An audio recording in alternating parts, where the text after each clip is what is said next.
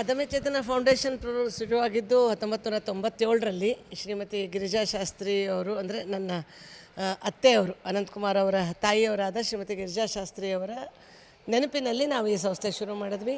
ಪ್ರಾರಂಭದಲ್ಲಿ ಮಹಿಳೆಯರಿಗೆ ಹೊಲಿಗೆ ತರಬೇತಿ ಇರ್ಬೋದು, ಶಾಲಾ ಮಕ್ಕಳಿಗೆ ಸಮವಸ್ತ್ರ ಕೊಡೋದಿರ್ಬೋದು, ಪುಸ್ತಕ ಕೊಡೋದಿರ್ಬೋದು, ಈ ಥರ ವಿವಿಧ ಯೋಜನೆಗಳನ್ನು, ಸಣ್ಣ ಪುಟ್ಟ ಯೋಜನೆಗಳನ್ನು ಮಾಡ್ತಾ 2003ರಲ್ಲಿ ಯಾವಾಗ ಕೇಂದ್ರ ಸರ್ಕಾರ ಮಧ್ಯಾಹ್ನದ ಬಿಸಿ ಊಟ ಯೋಜನೆ ಪ್ರಾರಂಭ ಮಾಡ್ತು, ಅಂದರೆ ಸನ್ಮಾನ್ಯ ಶ್ರೀ ಅಟಲ್ ಬಿಹಾರಿ ವಾಜಪೇಯಿ ಅವರು ಪ್ರಧಾನಮಂತ್ರಿಗಳಾಗಿದ್ದಾಗ ಅವರು ದೇಶಾದ್ಯಂತ ಎಲ್ಲ ಸರ್ಕಾರಿ ಶಾಲೆಯಲ್ಲಿ ಓದ್ತಿರೋ ಮಕ್ಕಳಿಗೆ ಊಟ ಕೊಡಬೇಕು ಅಂಥೇಳಿ ಮಧ್ಯಾಹ್ನದ ಬಿಸಿ ಊಟ ಯೋಜನೆ ಪ್ರಾರಂಭ ಮಾಡಿದ್ರು.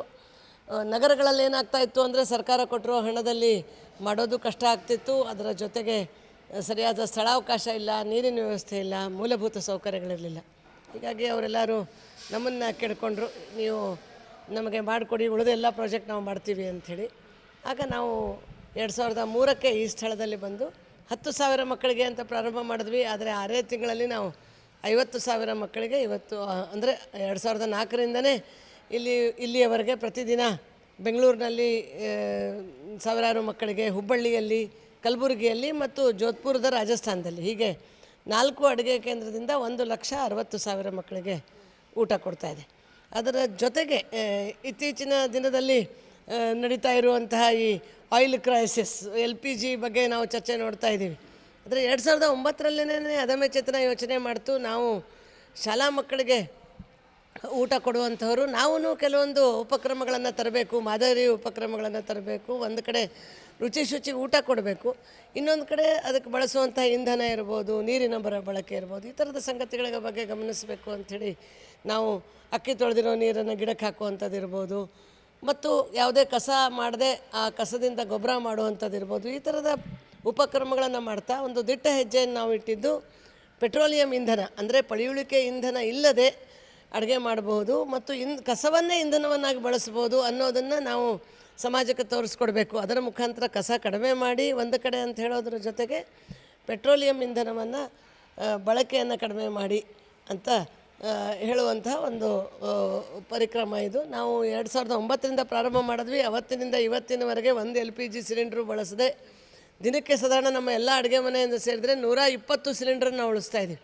ಇವತ್ತು ಮುಖ್ಯ ಇಂಧನವಾಗಿ ಬ್ರಿಕೆಟ್ಸನ್ನು ಬಳಸ್ತೀವಿ, ಬಯೋಮಾಸ್ ಸ್ಟೋವಿಂದ ಪೆಲೆಟ್ಟು, ಮತ್ತು ಏನು ಬಿದ್ದಿರೋ ಅನ್ನ ಇರ್ಬೋದು, ಕೆಲವೊಂದು ವಸ್ತುಗಳು ಹಳತಾಗಿರೋ ವಸ್ತುಗಳಿಂದ ಬಯೋಗ್ಯಾಸ್ ಮಾಡೋದಿರ್ಬೋದು, ತೆಂಗಿನ ಚಿಪ್ಪಿನಿಂದ ಮಸಾಲೆ ಹುರಿಯೋದು, ಹೀಗೆ ಯಾವುದನ್ನು ಕಸ ಅಂತ ಜನ ಬಿಸಾಕ್ತಾರೋ ಅದರಿಂದನೇ ಇಂಧನವನ್ನು ತಯಾರು ಮಾಡಿಬಿಟ್ಟು ಬಳಸುವಂಥ ಒಂದು ಪದ್ಧತಿಯನ್ನು ಶುರು ಮಾಡಿದ್ದೀವಿ. ನಮ್ಮ ಅಡುಗೆ ಮನೆ ನೋಡಿಬಿಟ್ಟು ಬೇರೆ ಬೇರೆ ಸಂಸ್ಥೆಗಳು ಇದನ್ನು ಮಾಡ್ತಾಯಿದ್ದಾರೆ. ಇನ್ನೂ ಹೆಚ್ಚಿನ ಪ್ರಮಾಣದಲ್ಲಿ ಈ ವಿಷಯದಲ್ಲಿ ಇನ್ನೂ ಹೆಚ್ಚು ರಿಸರ್ಚು ಆಗಬೇಕು.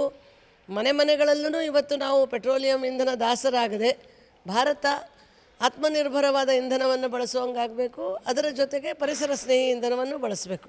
ಇದು ಅದಮ್ಯ ಚೇತನದ ಉದ್ದೇಶ. ನೋಡಿ, ನಾವು ಈ ಥರದ ಸಂದರ್ಭ ಬಂದಾಗ ಹೋರಾಟ ಮಾಡೋದಕ್ಕಿಂತ ನನಗನ್ಸುತ್ತೆ ಈಗ ಅವ್ರಿಗೂ ಬೇರೆ ದಾರಿ ಇಲ್ಲ. ದೇಶಕ್ಕೂ ಇವತ್ತು ಇಸ್ರೇಲ್ ಮತ್ತು ಅವರ ಮಧ್ಯೆ ಯುದ್ಧ ನಡೆದಾಗ ಸಹಜವಾಗಿ ಭಾರತಕ್ಕೆ ಬರುವಂತಹ ಯಾವ ಪ್ರಮಾಣದ ಈ ಒಂದು ಆಯಿಲ್ ಸಪ್ಲೈ ಇತ್ತೋ ಅದು ನಿಂತಿದೆ. ನಾವು ಯಾವಾಗಲೂ ಇವತ್ತು ಶಿಕ್ಷಣ ನಮಗೆ ಹೇಳೋದೇ ಅದು. ನಾವು ನಮ್ಮ ಮುಂದಿನ ಪರಿಸ್ಥಿತಿಯನ್ನು ನಾವು ಮೊದಲೇ ನೋಡಬೇಕಾಗತ್ತೆ. ಪರಿಸರದ ಬಗ್ಗೆ ಇರ್ಬೋದು, ಜೊತೆಗೆ ಈ ಥರದ ಆತ್ಮನಿರ್ಭರತೆ ಬಗ್ಗೆ ಇರ್ಬೋದು. ಇವತ್ತು ನಮಗೆ ಶಿಕ್ಷಣ ಕೊಟ್ಟಿರೋದ್ರೆ ಅದರ ಮುಖಾಂತರ ನಾವು ಇದರ ವಿಷಯಗಳನ್ನು ತಿಳ್ಕೊಳ್ಬೇಕು. ನಾನು ಇದನ್ನು ಕಾಕತಾಳೀಯ ಅಂತ ಹೇಳಲ್ಲ, ಯಾಕಂದರೆ ನಾವು 2009ಕ್ಕೇ LPG ಬಳಸೋದನ್ನು ನಿಲ್ಲಿಸಿದ್ದೀವಿ. ಕೆಲವೊಬ್ಬರು ಜನ ಅದನ್ನು ಅನುಕರಣೆ ಮಾಡಿದರು. ಸೋಲಾರ್ ಕುಕ್ಕರ್ ಅನ್ನುವಂಥದ್ದು ಬಂದು ಈಗ ಸುಮಾರು 40 ವರ್ಷ ಆಯಿತು. ಆದರೆ ಇವತ್ತಿಗೂ ನಾವು ಸುಲಭವಾಗಿರಬೇಕು, ಎಲ್ಲ ಸರ್ಕಾರವೇ ಮಾಡಿಬಿಡಬೇಕು ಅನ್ನೋದು ಯೋಚನೆ ಮಾಡದೆ ಪರ್ಯಾಯ ಸಂಗತಿಗಳನ್ನು ಪ್ರತಿಯೊಬ್ಬರು ಯೋಚನೆ ಮಾಡಬೇಕಾಗತ್ತೆ. ಯಾಕಂದರೆ ಯುದ್ಧ ಕಾಲದಲ್ಲಿ ಶಸ್ತ್ರಾಭ್ಯಾಸ ಮಾಡೋದು ಕಷ್ಟ. ನನಗೆ ಅದೇ ಮಾತಿದೆ, ಯುದ್ಧ ಕಾಲದಲ್ಲಿ ಶಸ್ತ್ರಾಭ್ಯಾಸ ಮಾಡಿದರು, ಮನೆಗೆ ಬೆಂಕಿ ಹತ್ತಿದ ಮೇಲೆ ಬಾವಿ ತೋಡಿದರು ಅಂತ ಗಾದೆ ಮಾತಿದೆ. ಇವತ್ತು ನಾವು ಅಲ್ಲಿ ಯುದ್ಧ ನಡೀತಾ ಇದೆ, ನಾವು ಇವತ್ತು LPGಗೆ ಏನು ಮಾಡಲಿ ಅಂತ ಹೇಳಿ ಕೂತ್ರೆ ಕಷ್ಟ. ಇವತ್ತಿಗೂ ಪರ್ಯಾಯಗಳು ಸಿಗ್ತವೆ. ಇದೇನು ಅದಮ್ಯ ಚೇತನ ಹೇಗೆ ಪರ್ಯಾಯವನ್ನು ತಂತೋ, ಪ್ರತಿಯೊಬ್ಬರು ಅವರವ್ರ ಮಟ್ಟಿನಲ್ಲಿ ಪರ್ಯಾಯಗಳನ್ನು ಖಂಡಿತವಾಗಿ ಹುಡುಕ್ಬೋದು, ಸಿಗ್ತಾನೂ ಇದೆ.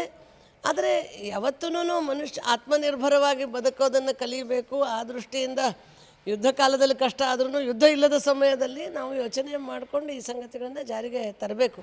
ಹೀಗಾಗಿ ನಮ್ಮಲ್ಲಿ ಏನೇನು ನಮ್ಮ ವಿಜ್ಞಾನಿಗಳು ಕಂಡು ಹಿಡಿದಿದ್ದಾರೋ, ನಮ್ಮ ಹಿರಿಯರು ಏನು ಹೇಳ್ತಾರೋ ಈ ಸಂಗತಿಗಳನ್ನ ಜಾರಿಗೆ ಕೊಡಬೇಕು. ಇದರ ಅರ್ಥ ನಾವು ಮೊದಲಿನವರು ಕಟ್ಟಿಗೆ ಒಲೆಯಲ್ಲಿ ಉಪಯೋಗಿಸ್ತಾ ಇದ್ರು, ನಾವ್ಯಾಕೆ ಸೌದೆ ಉಪಯೋಗಿಸ್ಬೇಕು ಅಂತ ನಾನು ಖಂಡಿತ ಹೇಳಲ್ಲ. ಯಾಕಂದರೆ ಗಿಡ ಕತ್ತರಿಸ್ಬೇಕಾಗತ್ತೆ, ನಮ್ಮ ಹಸಿರು ಪರಿಸರ ಕಡಿಮೆ ಆಗ್ತಾ ಇದೆ. ಖಂಡಿತವಾಗಿಯೂ ಸೌದೆ ಬಳಸೋದು ಉಪಾಯ ಅಲ್ಲೇ ಇಲ್ಲ. ಮತ್ತು ಸೌದೆ ಬಳಸೋದ್ರಿಂದ ಮಹಿಳೆಯರ ಆರೋಗ್ಯಕ್ಕೂ ದೊಡ್ಡ ಪ್ರಮಾಣದಲ್ಲಿ ತೊಂದರೆ ಆಗ್ತಾ ಇದೆ, ಹೊಗೆ ಬರ್ತದೆ. ಹೀಗಾಗಿ ವಾಪಸ್ ಹೋಗೋ ಪ್ರಶ್ನೆ ಇಲ್ಲ, ಮುಂದೆ ಹೋಗೋಣ. ಇನ್ನು ನಾವು 10 ವರ್ಷದ ನಂತರ ಇಡೀ ಪೆಟ್ರೋಲ್ ಡೀಸೆಲ್ ಖಾಲಿನೇ ಆಗಿಬಿಟ್ರೆ, ಇಸ್ರೇಲಲ್ಲೂ ಖಾಲಿಯಾಗಿ ಎಲ್ಲ ರಷ್ಯಾದಲ್ಲೂ ಖಾಲಿ ಆದರೆ ಅವಾಗೇನು ಮಾಡ್ತೀವಿ? ಅದನ್ನು ಇವತ್ತೇ ಮಾಡೋದ್ರ ಬಗ್ಗೆ ಯೋಚನೆ ಮಾಡೋಣ. ಒಂದು ಕಡೆ ಸರ್ಕಾರನೂ ಮಾಡಬೇಕು, ಇನ್ನೊಂದು ಕಡೆ ನಮ್ಮಂಥ ಸಾಮಾಜಿಕ ಸಂಸ್ಥೆಗಳು ಮಾಡಬೇಕು, ವೈಯಕ್ತಿಕವಾಗಿಯೂ ಪ್ರತಿಯೊಬ್ಬರು ಮಾಡಬೇಕು. ಮತ್ತು ಯಾವುದೇ ಬದಲಾವಣೆ ಸುಲಭವಾಗಿ ಸರಳವಾಗಿ ಬಂದುಬಿಡಲ್ಲ. ಯಾರೂ ಬಾಳೆಹಣ್ಣು ಸಿಪ್ಪೆಯನ್ನು ತೆಗೆದುಬಿಟ್ಟು ಬಾಯಲ್ಲಾಗ್ಬಿಟ್ಟು ನಾವೇ ನಿಮ್ಗೆ ಅಗದು ಕೊಡ್ತೀವಿ ಅನ್ನಲ್ಲ. ಸ್ವಲ್ಪ ಎಲ್ಲರೂ ಅದಕ್ಕೆ ತಮ್ಮ ಸಹಭಾಗಿತ್ವವನ್ನು ತೋರಿಸಬೇಕು. ಅದಮ್ಯ ಚೇತನದ ಈ ಒಂದು ಸೆಟಪ್ ಮಾಡೋದು ಅಷ್ಟು ಸುಲಭವಾಗಿ ಆಯಿತು ಅಂತ ಅಲ್ಲ, ಅದಕ್ಕೆ ಭಾಳಷ್ಟು ಪರಿಶ್ರಮ ಇದೆ. ಅದರ ಹಿಂದೆ ಇದನ್ನು ಮಾಡಿ ತೋರಿಸೋದಕ್ಕೆ ಮತ್ತು ಅದರಿಂದ ಮಕ್ಕಳಿಗೆ ಪ್ರೇರಣೆ ಸಿಗಬೇಕು ಅಂತ ಮಾಡೋದಕ್ಕೆ ಭಾಳಷ್ಟು ಜನ ವಿಜ್ಞಾನಿಗಳಿರ್ಬೋದು, ಸಹಯೋಗಿಗಳು ಇದರಲ್ಲಿ ಕೊಡುಗೆಯನ್ನು ಕೊಟ್ಟಿದ್ದಾರೆ. ಹೀಗಾಗಿ ಖಂಡಿತವಾಗಿಯೂ ನಾನು ಇದನ್ನು ಕಾಕತಾಳೀಯ ಅನ್ನಲ್ಲ. ಅದೃಷ್ಟವಶಾತ್ 16 ವರ್ಷ ಇಂಥ ಸಂದರ್ಭ ಬರಲಿಲ್ಲ.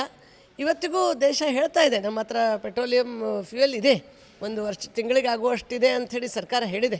ಹೀಗಾಗಿ ಭಾಳ ಯಾರೂ ಏನು ಪ್ಯಾನಿಕ್ ಆಗೋದು ಬೇಡ ಅಂತ ನನಗನ್ಸುತ್ತೆ. ಇವತ್ತು ಅದರ ಸೋಲಾರ್ ಕುಕ್ಕರ್ಗಳು ಇದೆ, ಬೇಸಿಗೆಯಲ್ಲಿದ್ದೀವಿ, ಸೋಲಾರನ್ನು ಉಪಯೋಗಿಸೋಣ.